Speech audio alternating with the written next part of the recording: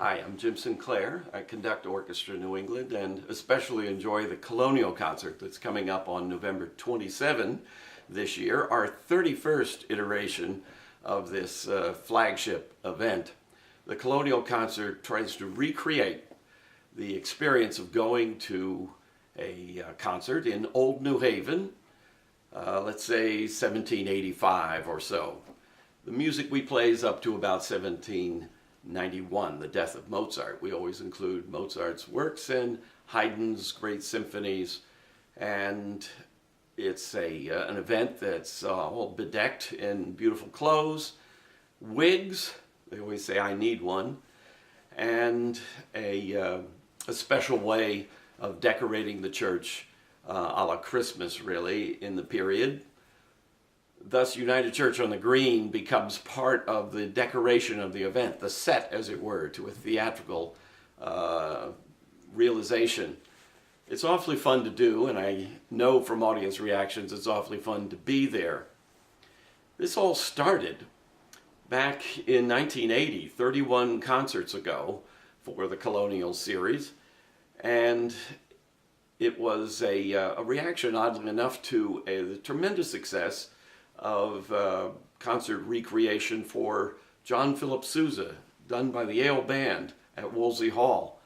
I had been part of the Yale Band in its 1970s, and I admired the way the audience felt transformed into a 1900 experience with John Philip Sousa. I wanted that for our then Chamber Orchestra of New England, and it occurred to me that re-experiencing the classical era was possible and would be decorative and hopefully transformative. Well, the first time we did it was also the birth year of Connecticut Public Radio, and they became part of a radio broadcast live of this event from United Church on the Green, and it was a tremendous success. Radio gives you a room for imagination, so those who weren't there to see the beautiful costumery and the pageant of it all had it described to them. And that was such a success that the phone company, SNET, Southern New England Telephone, became excited about seeing it as a visual event. So in its first year, it was a tremendous success on radio. In its second year, it was filmed for television, which subsequently became a national broadcast that went on for 4 years of national coverage of the Colonial Concert. So it had quite a beginning, and it has flown on high spirits and this good karma for all of these 30 past years, and this year will be the 31st iteration.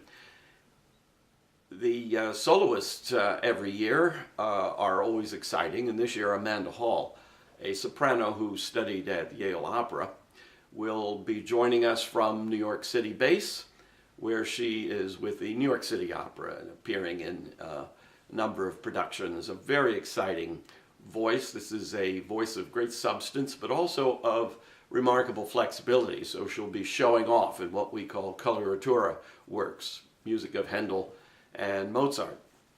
Now, when concerts were done back in the late colonial era, there was a different format than we do on normal concerts in this day and age. And that was to feature a symphony. Well, that would have been a stretch in New Haven at all, but we do feature a complete symphony quite frequently. And in doing so back then, they would have used the first movement of the work as an overture, and then revisited the symphony in bits and pieces through the performance, so that by the end of the evening you'd hear the finale of the symphony. We're going to play one of the greatest, certainly the top clutching handful of Haydn symphonies includes Symphony 96, called The Miracle, and a delightful work. So we'll hear the first movement right off at the top of the concert. The third movement, the minuet, will be at the beginning of the second half of the concert, and the slow and fast finale movements will be heard at the end of the concert. Well, the end before the encores. And Throughout, there'll be a sprinkling of other pieces. Music of Bach, who was barely known or liked in this era. Music of Telemann, one of the dominant Baroque composers based in Hamburg. Music of Vivaldi, the redhead, fiery priest from Venice, who wrote so many great concertos. We're going to actually have, it's a bit of a animal farm. It's the Noah's Ark instruments in two. We'll hear two violins in Bach, we'll hear two flutes in Vivaldi, we'll hear two French horn players playing in Telemann. So it'll be a festive evening.